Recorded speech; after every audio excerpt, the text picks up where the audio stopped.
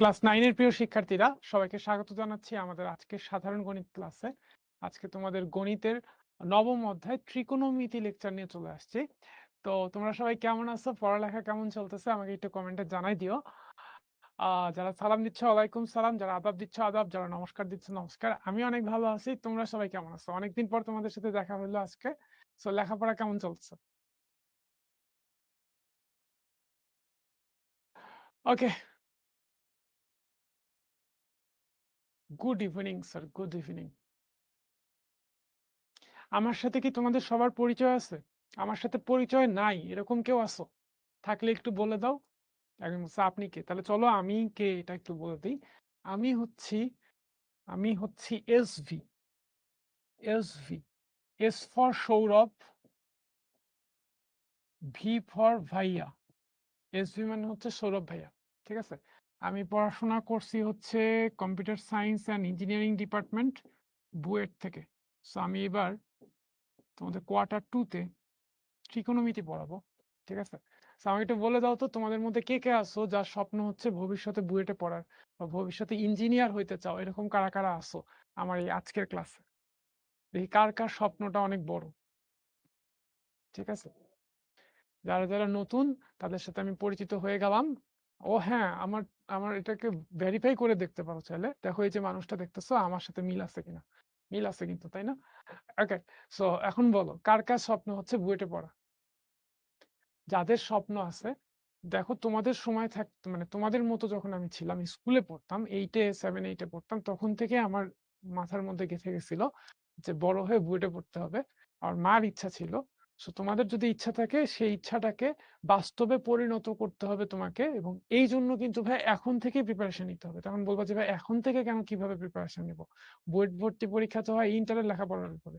আমরা তো এখনো ম্যাট্রিকই দেইনি।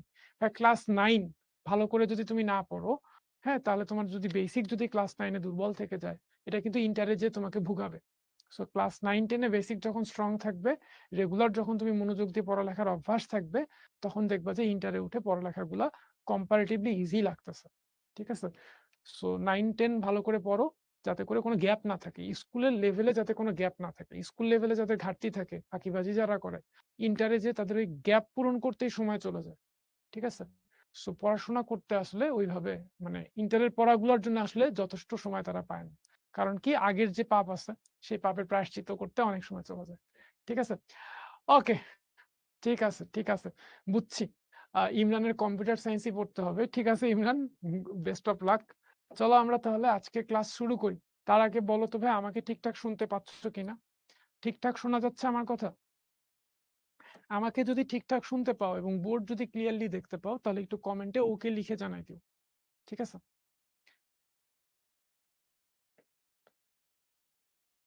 ওকে,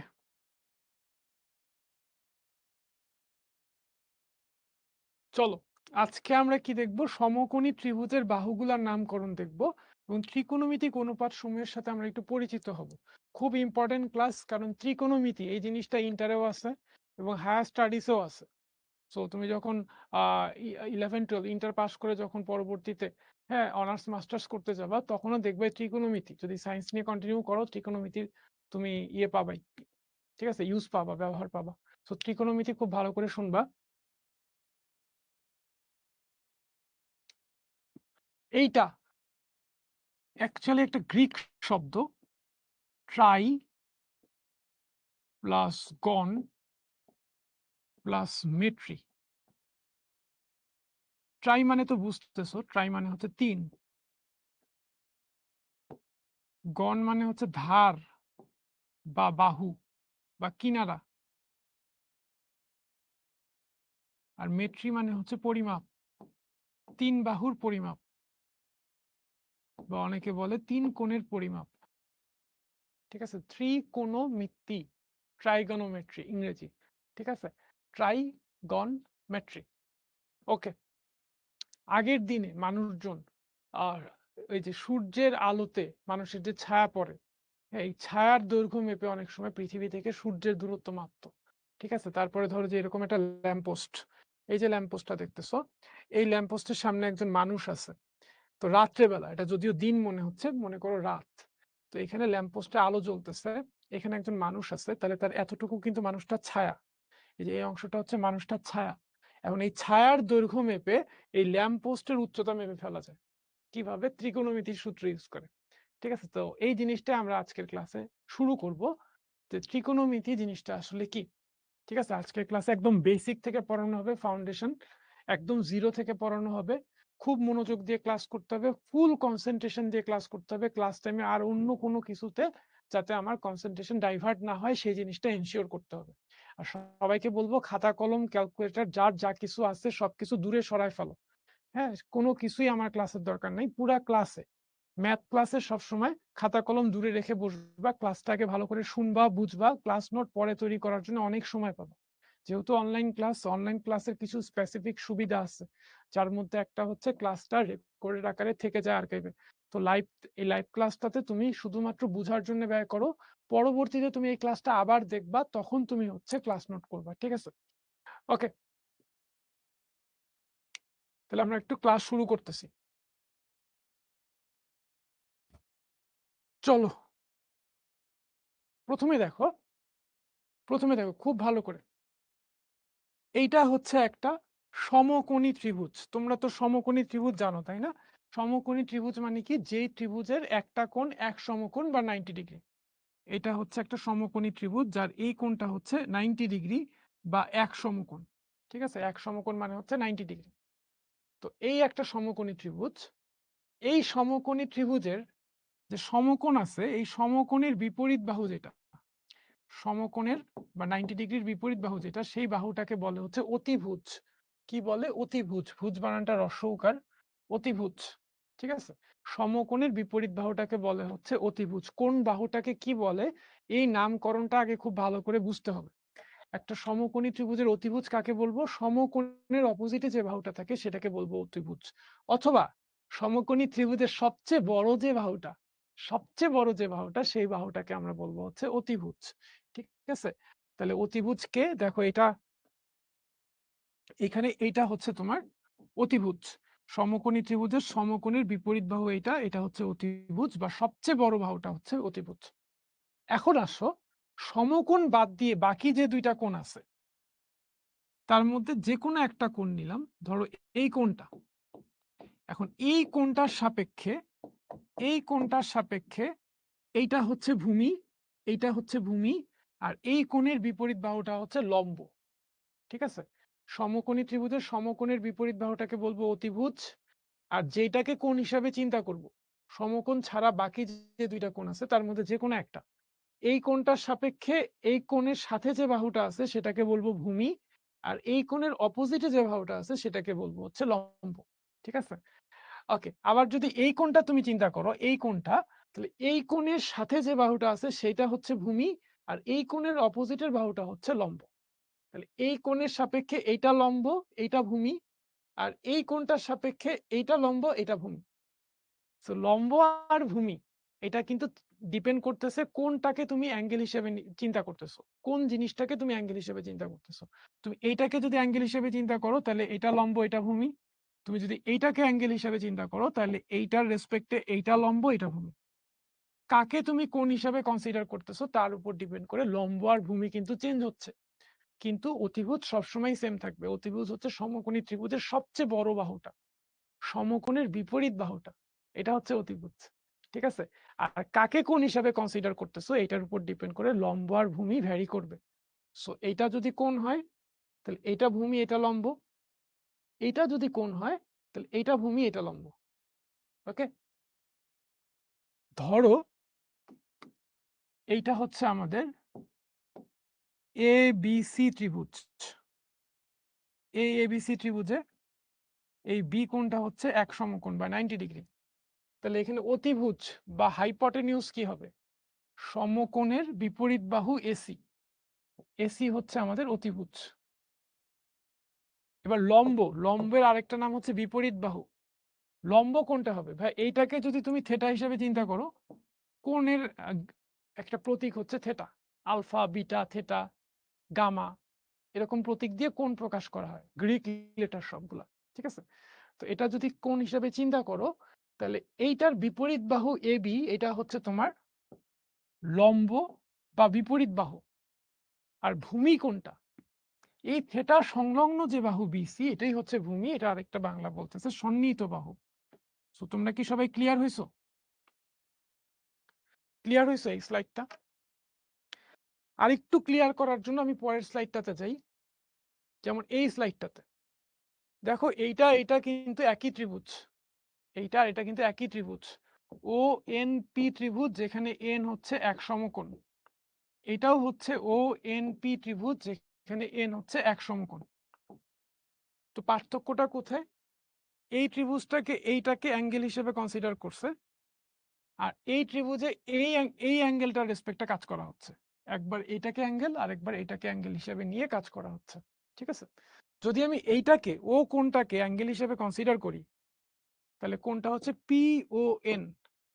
এই কোণের জন্য পি ও এন, এই যে এই কোণটার জন্য আমার অতিভুজ কোণটা হবে, অতিভুজ সবসময় সমকোণের বিপরীত বাহু ওপি, অতিভুজ হচ্ছে ওপি। ভূমি কি হবে? এই কোণের সাপেক্ষে ভূমি হচ্ছে ও এন, ভূমি হচ্ছে ও এন। আর এই কোণের বিপরীত বাহু পি এন, এটা হচ্ছে লম্ব, লম্ব হচ্ছে পি এন। ঠিক আছে? আর তুমি যদি এই যে পি কোণটা ও পি এন কোণ, ও পি এন কোণের সাপেক্ষে চিন্তা করো, তাহলে এই কোণের সাপেক্ষে চিন্তা করলে অতিভুজ সবসময় হবে সমকোণের বিপরীত বাহু ওপি, ওপি হচ্ছে সবসময় অতিভুজ। এই কোণের সাপেক্ষে চিন্তা করলে এই কোণ সংলগ্ন বাহু পিএন, এটা হচ্ছে ভূমি। আর এই কোণের বিপরীত বাহু ও এন, এটা হচ্ছে তোমার লম্ব। সো ক্লিয়ার কিনা? এই চিত্রটা ক্লিয়ার কিনা?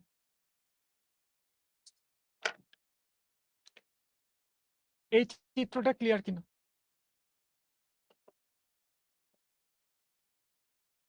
এখন আসো আরো কনসেপ্ট ক্লিয়ার করার জন্য, আরো ক্লিয়ার করার জন্য আমরা তিনটা ত্রিভুজ নিছি। ঠিক আছে? তিনটা ত্রিভুজ নিছি। এখন এই তিনটা ত্রিভুজ থেকে বলতে হবে লম্ব, ভূমি আর অতিভুজ কে কে। তিনটা ত্রিভুজ থেকে বলতে হবে। ঠিক আছে? তাহলে আসো খুব ভালো করে, খুব ভালো করে আনসার করবা, চিন্তা ভাবনা করে আনসার করবা, যাতে ভুল না হয়। ঠিক আছে? যাতে ভুল না হয়।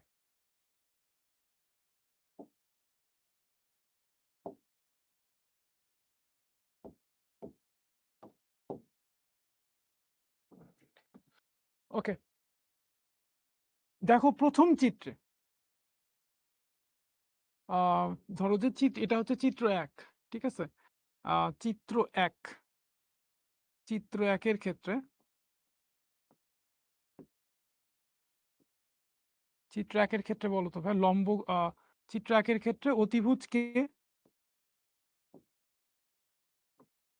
অতিভুজ, অতিভুজ, লম্ব আর ভূমি, এই তিনটা এলিমেন্ট আমরা বের করব চিত্র একের জন্য, চিত্র দুইয়ের জন্য, চিত্র তিনের জন্য। ঠিক আছে? তিনটা চিত্রের জন্য আমরা লম্ব, ভূমি আর অতিভুজ বের করা দেখব। এটা হচ্ছে চিত্র এক। ভালো করে খেয়াল করবে, এখানে প্রত্যেকটাই সমকোণী ত্রিভুজ। প্রথম চিত্রে এই কোণটা হচ্ছে সমকোণ, এরকম চার কোণা চিহ্ন দিয়ে অনেক সময় সমকোণকে প্রকাশ করে। এটা হচ্ছে সমকোণ, তাহলে সমকোণের বিপরীত বাহু যেটা, এটা হচ্ছে অতিভুজ। তাহলে অতিভুজ হচ্ছে 17 চিত্র একে। ঠিক আছে? বা সবচেয়ে বড় বাহুটা হচ্ছে অতিভুজ, কিন্তু সবচেয়ে বড় বাহু হচ্ছে 17। ঠিক আছে? এখন আসো প্রথম চিত্রে এইটাকে থেটা হিসেবে চিন্তা করছে, এই কোণটার সাপেক্ষে, এই যে এই কোণটার সাপেক্ষে, এখানে থেটা হচ্ছে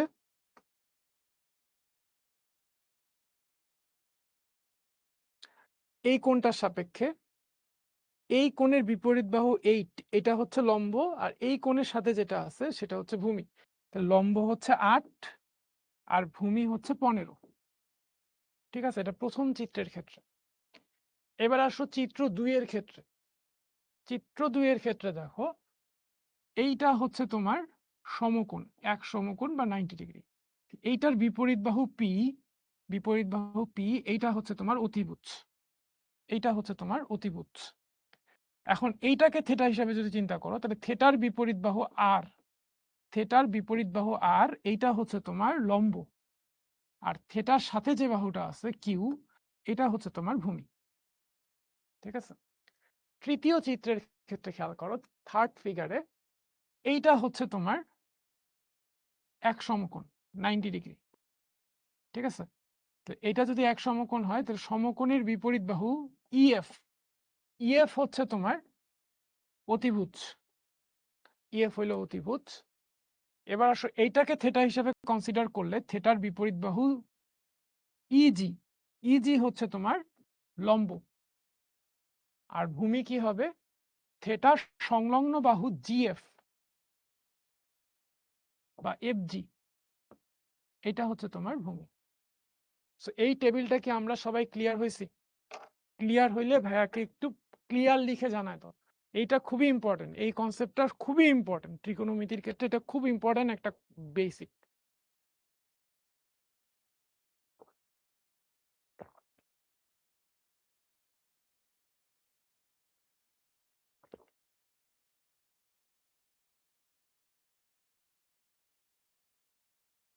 ত্রিকোণমিতির খুব ইম্পর্টেন্ট একটা বেসিক। ঠিক আছে, অনেকে ত্রিকোণমিতি করে সব ম্যাথ পারে কিন্তু সমকোণী ত্রিভুজের কোনটা লম্ব কোনটা ভূমি এটাই বুঝে না। আর এটা যদি না বুঝো তাহলে ত্রিকোণমিতির ফাউন্ডেশন তোমার স্ট্রং হয়নি। ঠিক আছে, ওকে, সম্পূর্ণ clear, very good, very good. এরকমই তো চাই, সম্পূর্ণ ক্লিয়ার হয়ে যাক স্টুডেন্টদের। ঠিক আছে, এখন আসো সদৃশকোণী ত্রিভুজ। তোমাদেরকে আমি একটা প্রশ্ন করব, তোমরা সবাই আমাকে কমেন্টে উত্তর দিবা। ঠিক আছে, সবাই ইচ অ্যান্ড এভরিওয়ান আমাকে কমেন্ট আনসার করবা, দেখি কে সবার আগে আনসার দেয়। প্রশ্নটা হচ্ছে, মন দিয়ে শুনবা, ভুল করা যাবে না, মন দিয়ে শুনবা। আমি জানি তোমরা অনেকেই ভুল আনসার দিবা। ঠিক আছে, তাহলে চলো দেখা যাক কে কে সঠিক আনসার দেয়, কে কে ভুল আনসার দেয়। যে ত্রিভুজের সবগুলা বাহু সমান তাকে সমবাহু ত্রিভুজ বলে। যে ত্রিভুজের সবগুলা বাহু সমান তাকে বলে সমবাহু ত্রিভুজ। যে ত্রিভুজের সবগুলা বাহু সমান তাকে বলে সমবাহু ত্রিভুজ। যে ত্রিভুজের সবগুলা কোণ সমান তাকে কি বলে?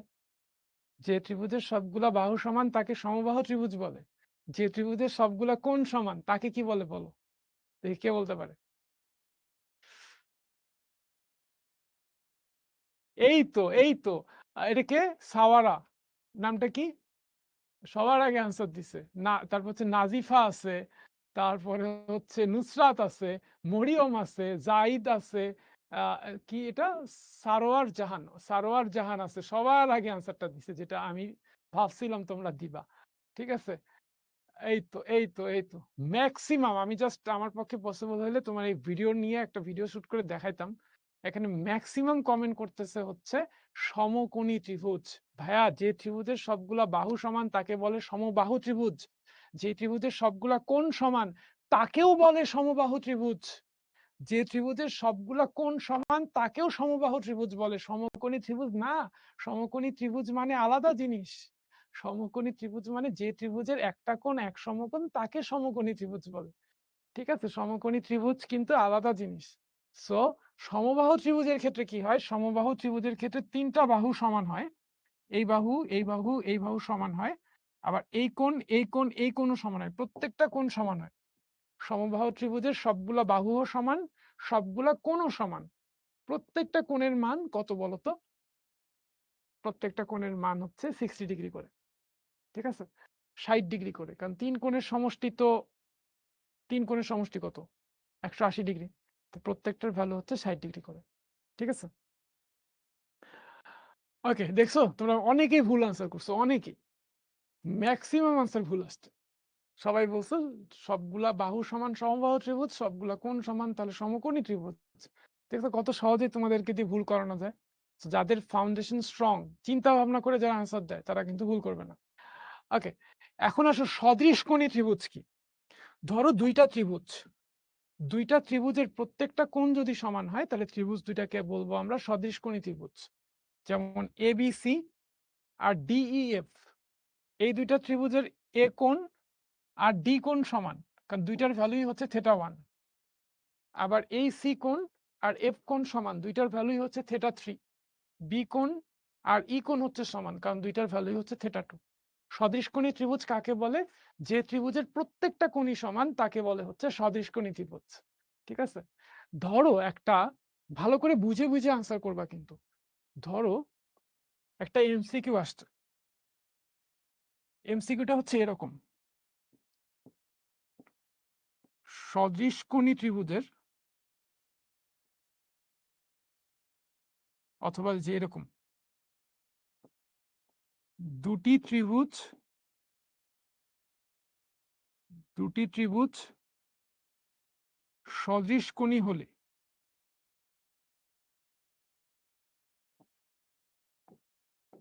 দুইটা ত্রিভুজ সদৃশকোণী হইলে কি ঘটে? এক হচ্ছে ত্রিভুজ দুইটার দুইটা কোণ সমান হয়। দুইটা করে কোণ সমান, দুইটা করে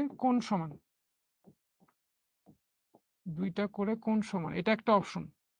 আরেকটা অপশন হচ্ছে তিনটি করে কোণ সমান। আরেকটা অপশন হচ্ছে প্রত্যেকটি কোণ সমান। দুইটা ত্রিভুজ সদৃশকোণী হলে কোনটা সত্য? 4 নাম্বার অপশন হচ্ছে, আচ্ছা এটা তো 3 নাম্বার অপশন, হ্যাং করলো কেন? আচ্ছা 3 নাম্বার অপশন হচ্ছে প্রত্যেকটা কোণ সমান, আর 4 নাম্বার অপশন হচ্ছে সবগুলাই সত্য। এখন তোমরা বলো তো কি হবে? এটা হচ্ছে তোমার 3 নাম্বার অপশন, এটা হচ্ছে 4 নাম্বার অপশন। অল মানে হচ্ছে সবগুলাই সত্য। দুইটা ত্রিভুজ সদৃশকোণী হইলে নিচের কোন স্টেটমেন্টটা ট্রু? 1 নাম্বার স্টেটমেন্ট হচ্ছে দুইটা করে কোণ সমান, 2 নাম্বার স্টেটমেন্ট হচ্ছে তিনটা করে কোণ সমান, 3 নাম্বার স্টেটমেন্ট হচ্ছে প্রত্যেকটা কোণই সমান, 4 নাম্বার স্টেটমেন্ট হচ্ছে সবগুলাই সত্য। ঠিক আছে, আমি এখন বলি দুইটা ত্রিভুজ সদৃশকোণী কখন হয়? যখন ত্রিভুজ দুইটার প্রত্যেকটা কোণ সমান হয়, তার মানে অপশন 3। এখন প্রত্যেকটা কোণ সমান হওয়া আর তিনটা কোণ সমান হওয়া মানে তো একই, কারণ ত্রিভুজের কোণই তো তিনটা, তাই না? তাহলে প্রত্যেকটা কোণ সমান হলেও যা হয়, তিনটা কোণ সমান হলেও তাই হয়, কারণ ত্রিভুজের কোণই থাকে তিনটা। এইবার আসো প্রথম স্টেটমেন্টটা, যদি ত্রিভুজের দুইটা কোণ সমান হয়, ধরো যে দুইটা ত্রিভুজের এ কোণ আর ডি কোণ সমান, বি কোণ আর ই কোণ সমান, এই দুইটার সমান, এ কোণ আর ডি কোণ সমান, বি কোণ আর ই কোণ সমান, দুইটা করে কোণ যদি সমান হয়, তাহলে তৃতীয় কোণটা তো অটোমেটিক সমান হয়ে যাবে। কারণ কি? ত্রিভুজের তিনটা কোণের যোগফল তো 180 ডিগ্রি, তাই না? ধরো এই কোণটা 20 ডিগ্রি, সাপোজ ধরো এই কোণটা 20 ডিগ্রি, এইটাও 20 ডিগ্রি, এইটা ধরো 30 ডিগ্রি, এইটাও 30 ডিগ্রি, সাপোজ এটা 20 এটা 20, এটা 30 এটা 30। তাহলে দেখো এটা 20 এটা 30 হলে এটা কত হবে? 180 থেকে এই দুটার যোগফল বিয়োগ হবে না? 20 যোগ 30 মানে 50, 180 থেকে 50 বিয়োগ করলে কত হয়? 130। এটা 130 ডিগ্রি। একইভাবে হিসাব করলে এটাও হবে 130 ডিগ্রি। ত্রিভুজের দুইটা কোণ যদি সমান হয়, তৃতীয় কোণটা তো অটোমেটিক সমান হয়ে যায়, কারণ ত্রিভুজের তিনটা কোণের যোগফল 180 ডিগ্রি। সো এখানে আনসার হবে, এটাও ট্রু, মানে অ্যাকচুয়ালি সবগুলাই ট্রু। অপশন ডি হচ্ছে এখানে রাইট আনসার। 4 নাম্বার অপশনটা হচ্ছে রাইট আনসার। আমরা কি সবাই বুঝছি? ক্লিয়ার সবাই? আমরা ক্লিয়ার হইলে ভাইয়াকে একটু ক্লিয়ার লিখে দিও, ঠিক আছে? ওকে, এবার আসো সদৃশ সমকোণী ত্রিভুজ। তার মানে যদি দুইটা ত্রিভুজের দুইটাই যদি সমকোণী ত্রিভুজ হয়, যদি দুইটা ত্রিভুজই সমকোণী ত্রিভুজ হয় এবং দুইটা ত্রিভুজই যদি সদৃশকোণী ত্রিভুজ হয়, তাহলে ত্রিভুজ দুইটাকে বলবে সদৃশ সমকোণী ত্রিভুজ। সদৃশ সমকোণী ত্রিভুজ হইতে গেলে কি হইতে হবে? দুইটা ত্রিভুজকেই সদৃশকোণী ত্রিভুজ হইতে হবে, মানে দুইটা ত্রিভুজের প্রত্যেকটা কোণ সমান হইতে হবে। আর অবশ্যই ত্রিভুজ দুইটাই সমকোণী হইতে হবে, মানে একটা করে কোণ 90 ডিগ্রি হইতে হবে, একটা করে কোণ 90 ডিগ্রি হইতে হবে। তাহলে ত্রিভুজ দুইটাকে আমরা বলবো পরস্পর সদৃশ সমকোণী ত্রিভুজ। ঠিক আছে, পরস্পর সদৃশ সমকোণী ত্রিভুজ। বুঝা গেল? দুইটা ত্রিভুজই হইতে হবে সদৃশকোণী, মানে প্রত্যেকটা কোণই হইতে হবে সমান, আর ত্রিভুজ দুইটা হইতে হবে সমকোণী, মানে একটা কোণ অবশ্যই 90 ডিগ্রি হইতে হবে। ওকে। এখন আসো খুব ভালো করে, খুব ভালো করে এই জায়গাটা আমরা শুনবো। এগুলা কি নোট করতে হবে? এখন কিচ্ছু নোট করতে হবে না। খাতা কলম কিচ্ছু লাগবে না। সব দূরে, সব বন্ধ। বই, খাতা, কলম সব দূরে থাকবে। শুধু তোমার সামনে থাকবে তোমার ডিভাইসটা যেটাতে তুমি ক্লাস করতেছো। তুমি মনোযোগ দিয়ে শুনবা। আর শুনতে, শুনতে খিদা লাগলে খাইতে পারো। কোনো সমস্যা নেই। ঠিক আছে? ওকে, শিক্ষাই হোক জাতির বিনোদন। শিক্ষাই জাতির মেরুদণ্ড। শিক্ষা যদি জাতির বিনোদন হইতো, তাহলে জাতি বিনোদনের সাথে শিখতো। হ্যাঁ, আনন্দের সাথে শিখতো, আগ্রহের সাথে শিখতো। একটা মানুষ যখন আগ্রহ নিয়ে কোনো কিছু শিখবে, তখন ওই শিক্ষাটা তার জন্য বেস্ট হবে। কারণ ওইটা তখন তার মনে রাখাটা অনেক সহজ হবে। ঠিক আছে? ওকে, আমরা আগ্রহ নিয়ে নাটক সিনেমা দেখি, কিন্তু আগ্রহ নিয়ে পড়াশোনা করি না।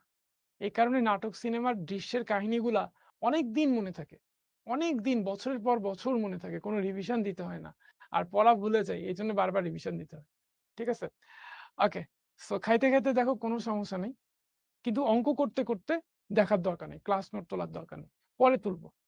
এখন খুব ভালো করে শোনো। দেখো এবিসি একটা সমকোণী ত্রিভুজ, এখানে সি কোণটা হচ্ছে এক সমকোণ বা 90 ডিগ্রি। ঠিক আছে? এখানে বাকি যে দুইটা কোণ আছে, এ কোণ আর বি কোণ, এই দুইটার মধ্যে যে কোনো একটাকে আমরা কনসিডার করব। যে কোনো একটাকে আমরা এইটাকে কনসিডার করতেছি, যেটাকে কনসিডার করব সেটাকে আমরা থেটা ধরে নিছি, সেটাকে আমরা থেটা ধরে নিছি। ঠিক আছে? এখন আসো, 6 ধরনের ত্রিকোণমিতিক অনুপাত আছে। কয় ধরনের? 6 ধরনের। 6 ধরনের ত্রিকোণমিতিক অনুপাতের মধ্যে একটা হচ্ছে, একটা একটা করে সবগুলাই দেখবো, একটা হচ্ছে সাইন থেটা। সাইন থেটা 6 ধরনের ত্রিকোণমিতিক অনুপাত। অনুপাত শব্দটার অর্থ কি আমরা জানি? এই যে অনুপাত, অনুপাত শব্দটার অর্থ কি আমরা জানি? বলতো অনুপাত শব্দটার অর্থ কি? অনুপাত শব্দটার অর্থ হচ্ছে ভাইয়া ভাগফল। ভাগফল। ঠিক আছে? ভাগফল।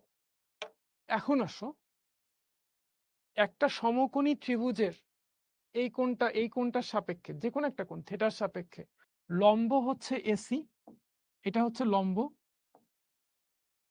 এটা হচ্ছে তোমার ভূমি,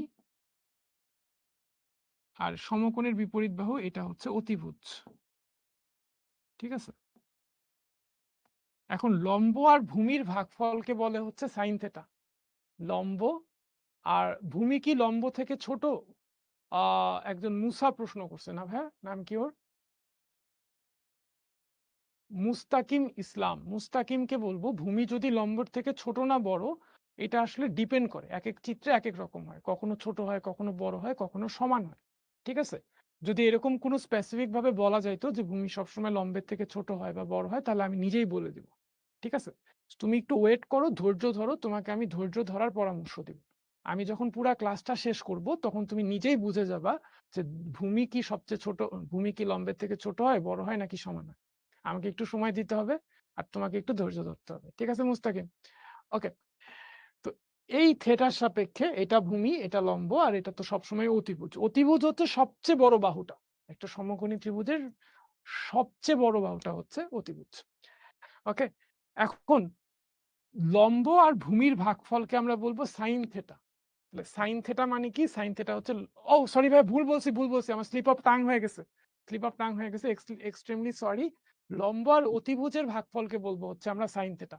সাইন থেটা, থেটা, লম্ব আর অতিভুজের ভাগফলকে বলবো হচ্ছে সাইন থেটা। খেয়াল করো, সাইন থেটা মানে হচ্ছে লম্ব আর অতিভুজের ভাগফল। এখানে লম্ব হচ্ছে ভাইয়া এসি, আর অতিভুজ হচ্ছে এবি। তাহলে লম্ব হচ্ছে এসি, অতিভুজ হচ্ছে এবি, লম্ব আর অতিভুজের ভাগফলই হচ্ছে সাইন থেটা। এটাকে বলা হয় থেটা কোণের সাইন বা থেটা কোণের সাইন অনুপাত।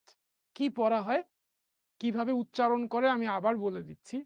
সাইন থেটা মানে হচ্ছে লম্ব আর অতিভুজের ভাগফল। আমাদের এই ফিগারটাতে লম্ব হইল এসি, অতিভুজ হচ্ছে এবি, তাহলে এসি আর এবি এর ভাগফল হচ্ছে সাইন থেটা। এটাকে অনেক সময় বলা হয় থেটা কোণের সাইন বা থেটা কোণের সাইন অনুপাত। ঠিক আছে ভাই? ওকে, থেটা হচ্ছে একটা কোণ, কোণের প্রতীক। হ্যাঁ, থেটা হচ্ছে কোণের প্রতীক। এটা একটা গ্রিক লেটার, এটা একটা গ্রিক লেটার।